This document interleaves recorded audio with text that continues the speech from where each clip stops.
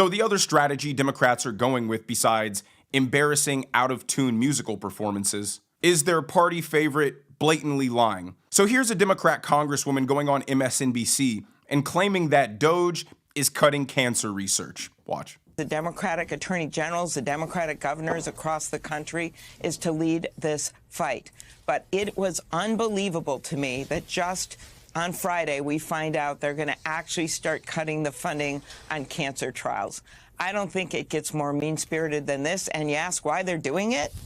Well, they're about to launch their case to literally give over $2 trillion in tax breaks to the wealthiest. I'm not talking here about the middle-class tax cuts. I'm talking about the ones for the wealthiest. So they're looking for money anywhere they can find it, whether it be Head Start or cancer trials.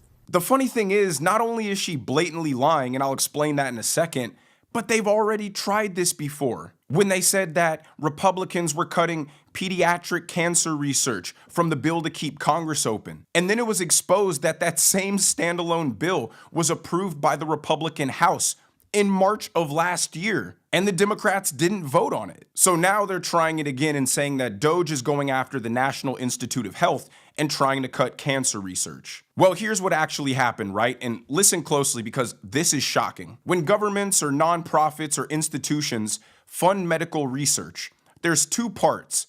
There's the direct cost involved with the research, and then there's the indirect costs. So administrative staff, rent, overhead, things like that. Well, the federal government allows for 70% of all the money that they give for this research to be spent on indirect costs. That means 70 cents of every dollar for medical research is not going to medical research. Now, okay, I'm not a scientist. You're probably not a scientist either. Maybe that's just what goes into developing medicine. Well, let's take a look at the other global leaders who fund this kind of research. The Bill Gates Foundation, private universities, those kind of things, right? Well, it turns out they only allow 15% of the money being given to be used on indirect costs. So someone's lying here.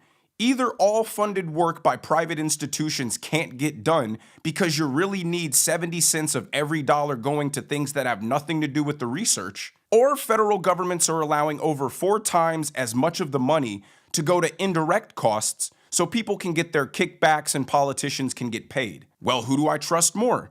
The private market, where people voluntarily donate to these causes and care about their money being spent appropriately? Or the federal government, which is known for writing blank checks and being corrupt to the bone? So all Trump did was match what the federal government allows for indirect costs to match what global private institutions do. And now they're screaming that Trump is trying to cut cancer research. So what's the point of these private institutions then, if what they're allowing to be spent on indirect costs is 4 times less than what is supposedly needed? The Democrats act like it's 2001 and they can just stroll on to mainstream media, declare something to be fact, set a narrative, and people are unable to verify if that's actually true. But we see that it's not true so clearly every day from credible sources. So their strategy of just trying to lie to set a false narrative makes them look even worse.